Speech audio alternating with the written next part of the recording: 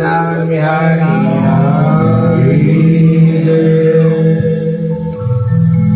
कृष्ण कन्हैया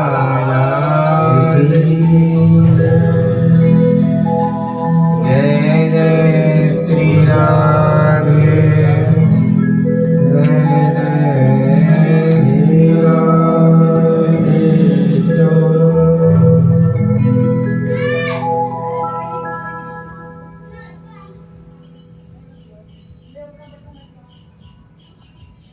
कल की कथा का प्रसंग जो थी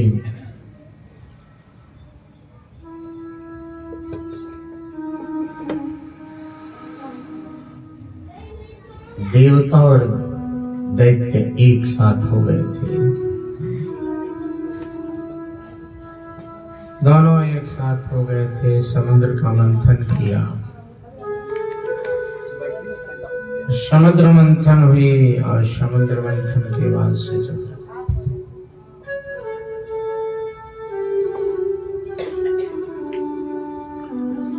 निकला विश्व भगवान शिव को मिल गया और निकली लक्ष्मी भगवान।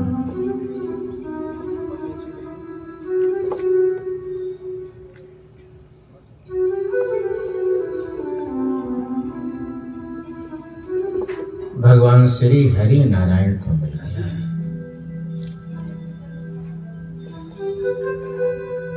और सभी देवताओं में मिलकर पीपल के वृक्ष के अंदर समाहित हो गए। दरिद्रता पीपल के अंदर चली गई। फिर से पुनः समुद्र का मंथन हुआ तो प्रजा सुरा निकला, धन्वंतरी, चंद्रमा, पुष्पक, ऐरावत, पंचजन्य, शंख, रंभा, कामधेनु, कुछ सर्वा घोड़ा और अंतिम में निकला अमृत निकले। बाद में अमृत निकला। अब जब अमृत निकला तो युद्ध शुरू हो गया। भाई ने जब तक आदमी के वहां दुख है ना तब तक जो है एकत्रित होके रहते हैं। और जब कोई बड़ा माल मिल जाता है ना तो झगड़ा शुरू, वो हमारा वो हमारा, बेईमानी हो जाती है, अंदर बेईमानी आ जाती है।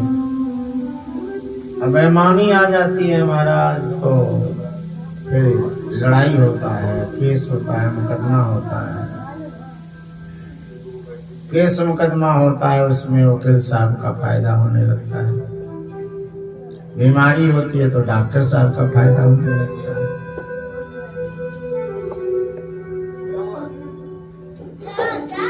अब पहले के वकील लोग जो थे ना, पहले पैसा नहीं लिया करते थे, बाद में लिए थे। जब केस जीत जाते थे तो लेते थे।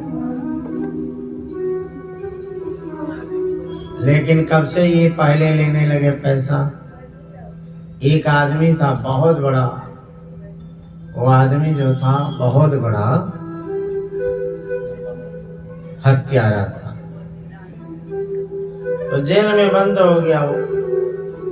जब जेल में बंद हो गया वो तो कोई छुड़ाने को तैयार नहीं। तो भाई पत्नी तो पत्नी होती है, उसने कहा चलो भाई कोई उपाय करते हैं वकील साहब के पास।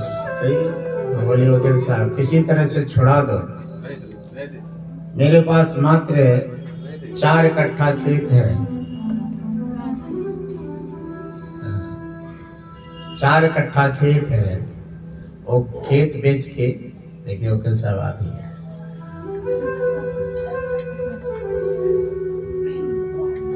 आना ही पड़ता है। 4 कट्ठा खेत है, ये 4 कट्ठा बेच के हम दे देंगे, वो निकल जाए, उन्हीं के नाम से है। वकील साहब ने कहा कोई बात नहीं, ठीक है। गए तो जाकर उससे मिले, कहे कि सुनो, कुछ भी हम पूछे तो तुम कहना भाई, कुछ भी अगर हम पूछे तो कह देना भाई, कुछ भी कहे, कोई कहे तो भाई। अब इजलास पर वकील साहब उसको चढ़ाए आया, क्यों रे तूने हत्या किया है? भाई। क्यों, सही क्यों नहीं बताता है? भाई भाई कहता है, भाई भाई भाई भाई करने लगा। जज ने कहा ये पागल है, इसको हटाओ, खोलो, छोड़ दो, ये पागल है, इसको हटाओ। तो छूट गया। छूट कर आया, पत्नी ने पूरा उसका तेल मालिश वगैरह किया, सेवा किया। अब वकील साहब आए, भाई चलो हमारा पैसा दो, फीस दो। कहा फीस दो, कहा भाई।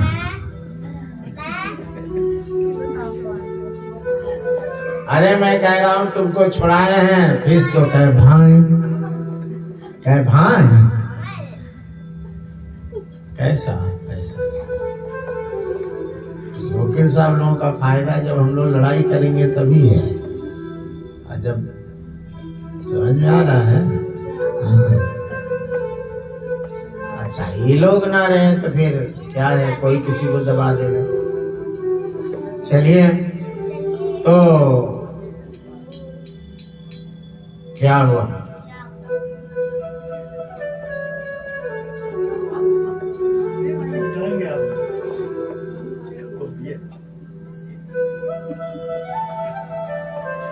क्या किया? ये देवता और दैत्यों में युद्ध हो गया। बड़ा घोर घनघोर युद्ध हुआ। ऐसा युद्ध हुआ कि वो जो अमृत का कलश था उसमें से 2 बूंद ही गिरा। वो जगह था नासिक। पहला युद्ध हुआ देवताओं के लिए। अरे बॉम्बे के पास मंथन हुआ होगा, तभी तो नासिक आए होंगे लड़ाई करते करते। नासिक गिरा, इसीलिए 12 बरस पर नासिक में कुंभ लगता है। फिर वहां से लड़ाई करते करते आए उज्जैन। उज्जैन गिरा।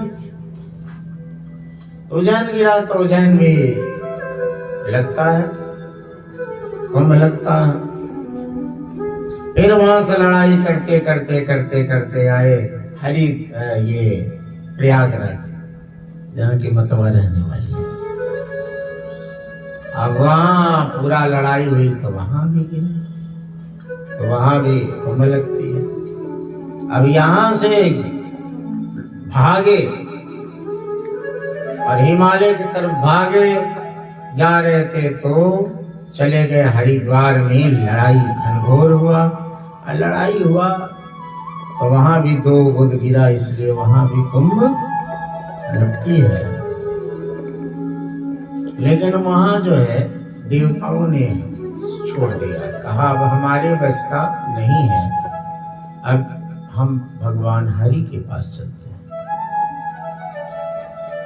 देवताओं ने भगवान हरि को याद किया। भगवान हरि जो है मोहिनी स्वरूप जो है वो सुंदर स्वरूप बनाकर प्रकट हो गए। अब प्रकट हो गए। अब देवता तो भक्ति के रूप से भगवान को देखे, लेकिन दैत्य जो है काम के रूप में देखे।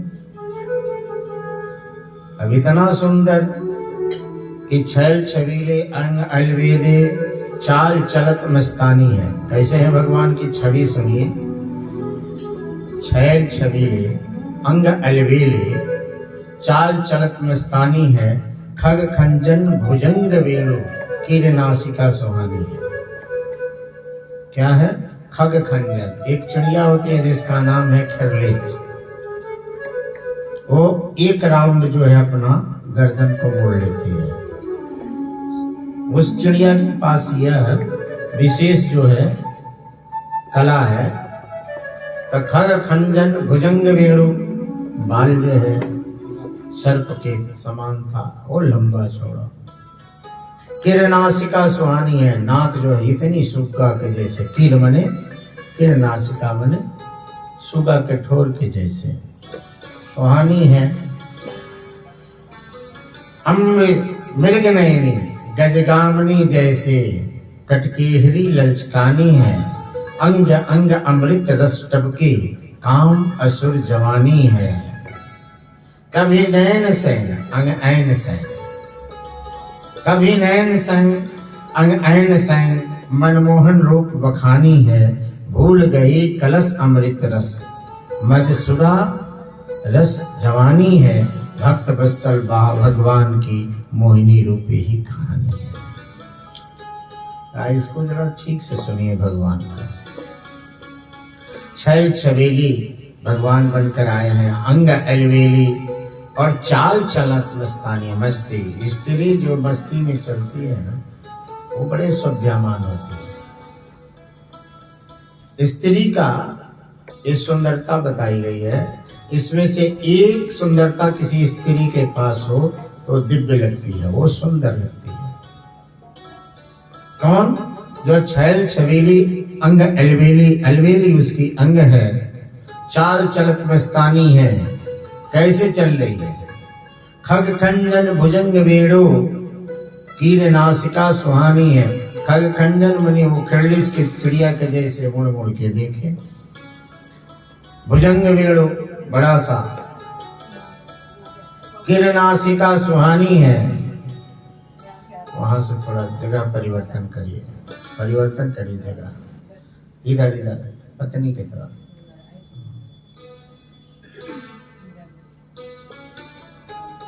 किरनासिका सुहानी है, मृग नयनी गजगामनी जैसे, मृगा के जैसे आंख और गजगामनी जैसे हाथी जैसे चले। हाथी क्या करती है? हाथ हाथी चलती है। किसी भी स्त्री को बड़ा संयमता से सौम्यता से चलना चाहिए। कटकेहरी लचकानी है, कटी केहरी मने होता है सिंह का कबर जैसे, लचकानी है। अंग अंग अंग अमृत रस टपकी, काम असुर जवानी है।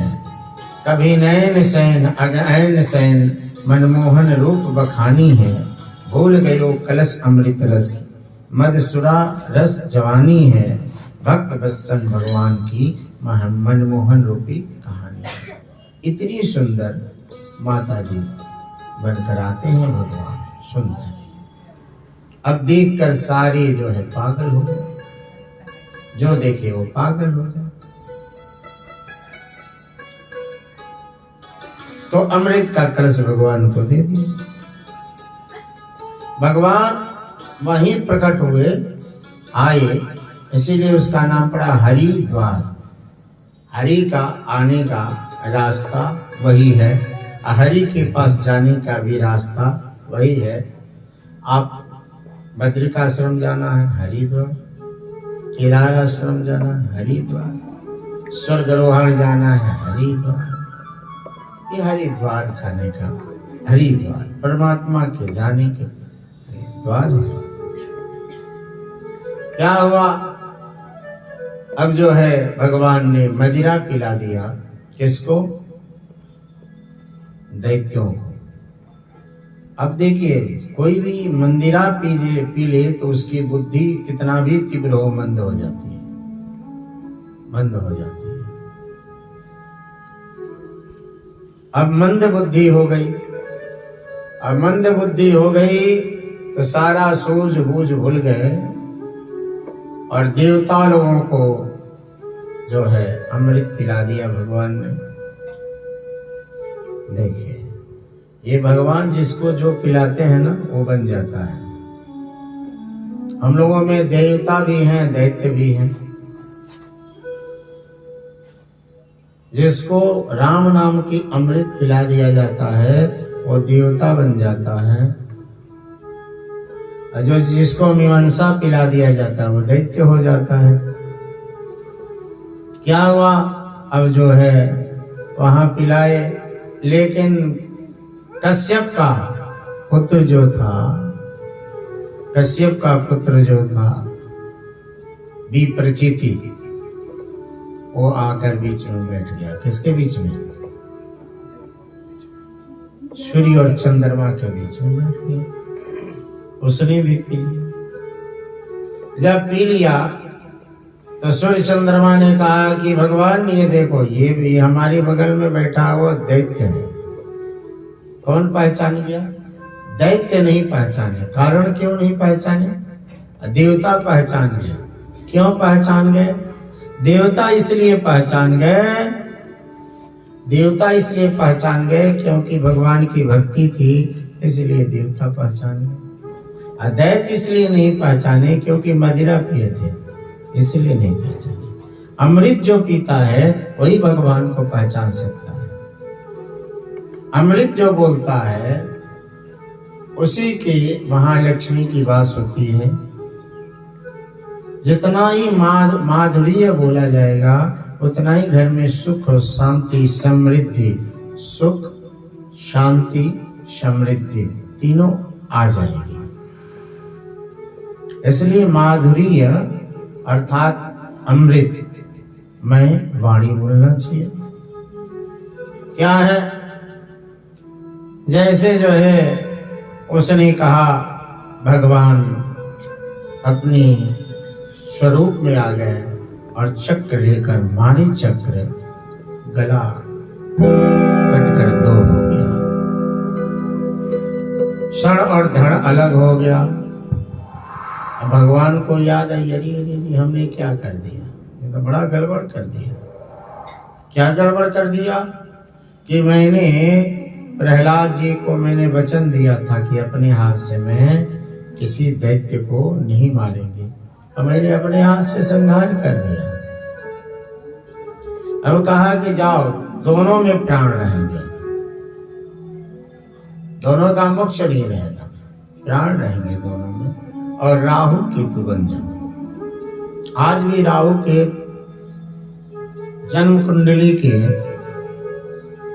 बीच में अगर कोई ग्रह नहीं होता है तो काल सर्पयोग हो जाता है। अब वही नहीं, अगर कोई क्रूर ग्रह हो जाता है तो और संधि हो जाती है।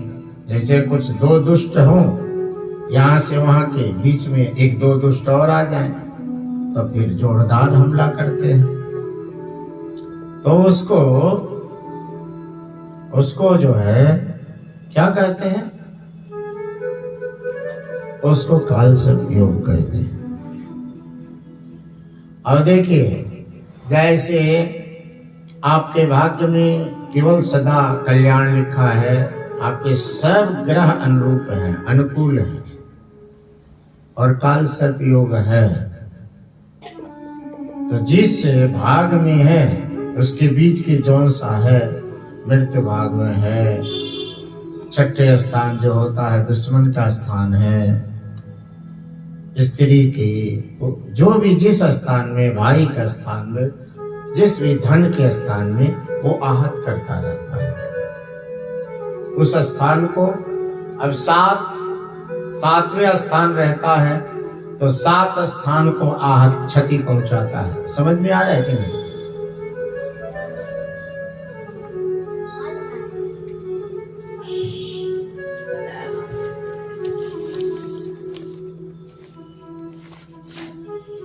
आप लोगों को समझाना बहुत जरूरी है। अब देखिए, ये राहु तनु भाव में है और केतु जो है उसके 7वां भाव में है। तो इधर का भी क्षति, अगर इधर कोई ग्रह है तब तो इधर का नहीं क्षति पहुंचाएगा। इधर ग्रह नहीं है या क्रूर ग्रह है तो क्षति पहुंचाएगा। या इधर जो है मान लीजिए कि ग्रह है और इधर कोई ग्रह नहीं है तो क्षति पहुंचाता है। इस तरह का जो है क्षति पहुंचाया करता है। जैसे सारे ग्रह अनुकूल हों और काल सर्पयोग हो तो समझ लीजिए हर तरह का दुख देने वाला होता है, कष्टदायी होता है। और कुछ काल सर्प योग कल्याणकारी भी होते हैं, ये भी माना गया। अब आइए, हमें जो बताना है वो मैं बता रहा हूं। तो जैसे कोई भी विधायक बन जाए और जेल खाने में हो तो सदन में वो नहीं बैठ सकता है, उसी तरह से अगर काल सर्प योग है, उस बच्चे को दूर करिए, करंट है उसको पीछे करो। क्या है देखना, वहां करंट है तो सावधानी से, बच्चा है। क्या है,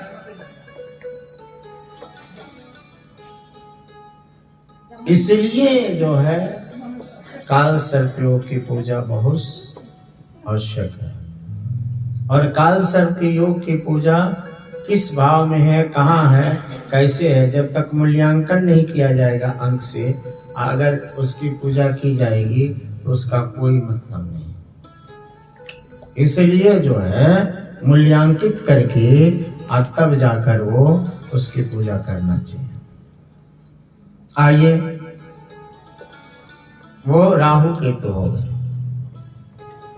फिर क्या हुआ महाराज, जब राहु केतु हो गए, इधर जो है देवता अमृत पी लिए, तो अमृत जब पी लिए देवता, उसके बाद से युद्ध हुआ। अब तो शक्तिशाली हो गए देवता।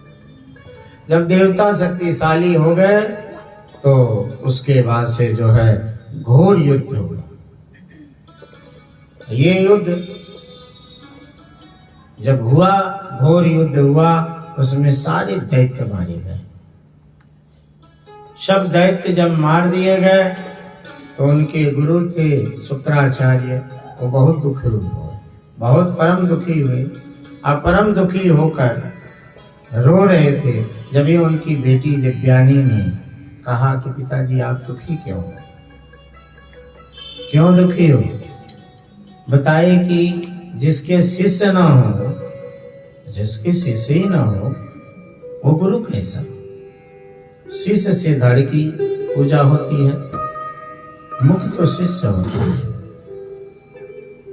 कहा पिताजी आपके पास ऐसे अमोघ जो है विद्या है जो किसी देवता के पास नहीं है, जिसका नाम है मृत संजीवनी विद्या।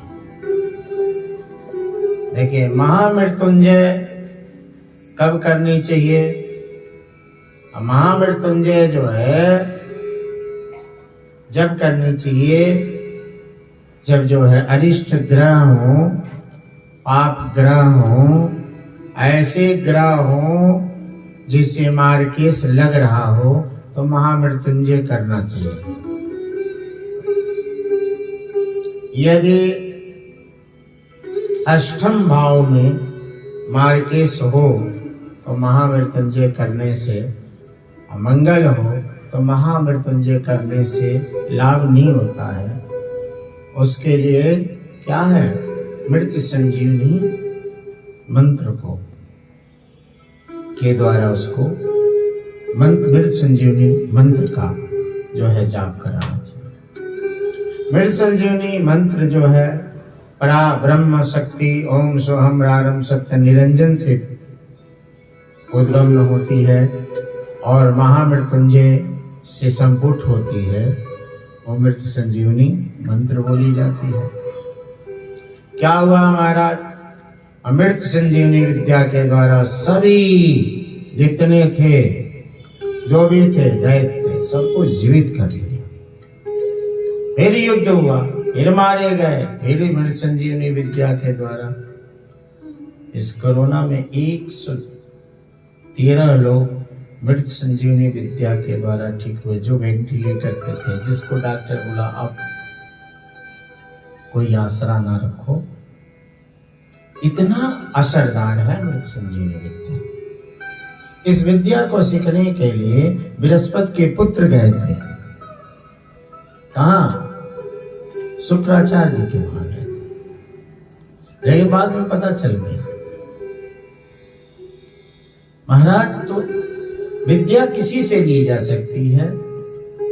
विद्या कोई जात के लिए नहीं होती है, कोई धर्म के लिए नहीं होती है, किसी से विद्या ले लेना चाहिए। अब जो है बार बार दैत्य मारे जाते, बार बार जीवित हो जाते, देवता जो है थक गए, और थकने के बाद से छोड़ दिया, कहा कि अब छोड़ो, जाने दो, तुम ही राजा बने रहो। अब जो है थक गए, अब देवता जो है इधर उधर विचरण करने लगे। उनकी माँ जो थी अदिति बड़ी दुखी थी, और अदिति माँ ने क्या किया कि अपने पति कश्यप जी से जाकर रोया, कहा ए जी एक बात बताओ, तुम दैत्य भी तुम्हारे पुत्र हैं, देवता भी तुम्हारे पुत्र हैं, दोनों तो ये तुम्हारे पुत्र हैं, लेकिन तेरे पुत्र देवता आज मारे मारे फिर रहे हैं, इसके लिए कोई उद्यम आप नहीं करते हो। उन्होंने 10,000 वर्ष तक तपस्या किया, और जब 10,000 वर्ष तक तपस्या किया तो तपस्या के प्रभाव से क्या हुआ, एक बालक का जन्म हुआ, जिसका नाम हुआ वामन भगवान की जय। वो कितने बड़े थे वामन भगवान? 52 अंगुल के थे।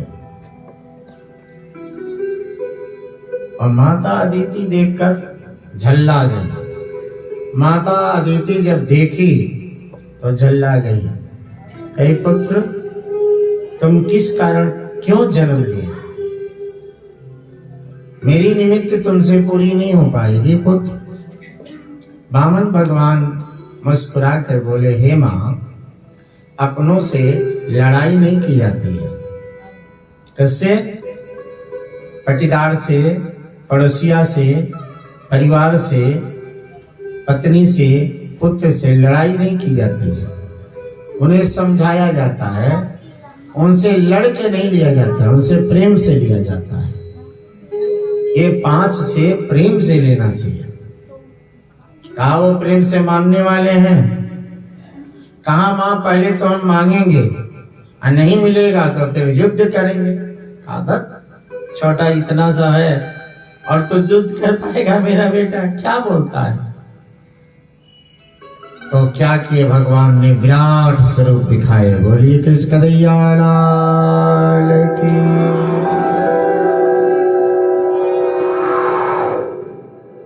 इतना विशाल स्वरूप जो है, विश्व स्वरूप दिखाया भगवान ने। और माँ जो है देखती रह गई, तो माँ ने प्रार्थना किया, नमामि सर्व शर्वेशमनन्तमज्जव्यम्, नमामि सर्व शर्वेशमनन्तमज्जव्यम्, लोकधारम् प्रकाशमादिदेवम्,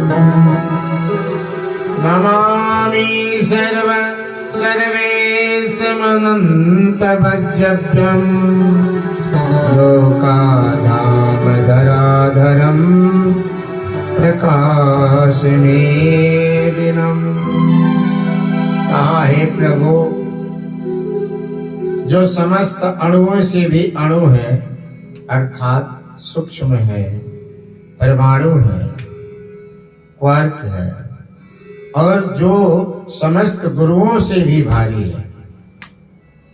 हे प्रभु, जो समस्त सूक्ष्म से भी सूक्ष्म है और बड़ा से बड़ा भारी है, उस निखिल अखिल विश्राम सर्वेश्वर अनंत अजव्यम नारायण को नमस्कार है। किसको?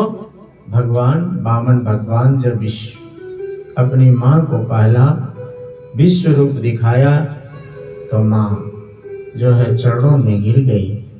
प्रभु नारायण, आपसे बड़ा कोई नहीं है। तुम आर है, तुम पार है, तुम पास है, तुम दूर है, हे परमात्मा तुम हर जगह है। क्या है? अहमेवा समीवाग्रे नान्यादयत् सदसत् अहमेवा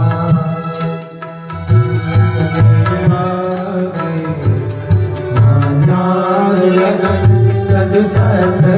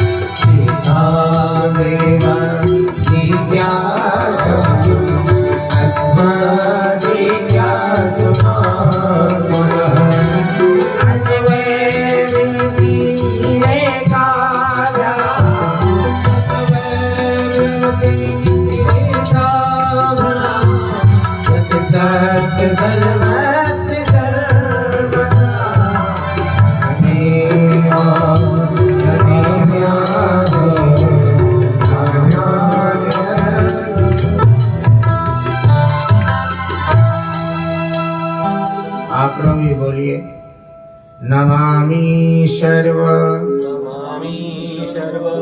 सर्वेश मनन्तमज्जभ्यं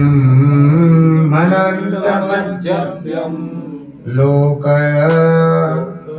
धाम धरा धरम प्रकाश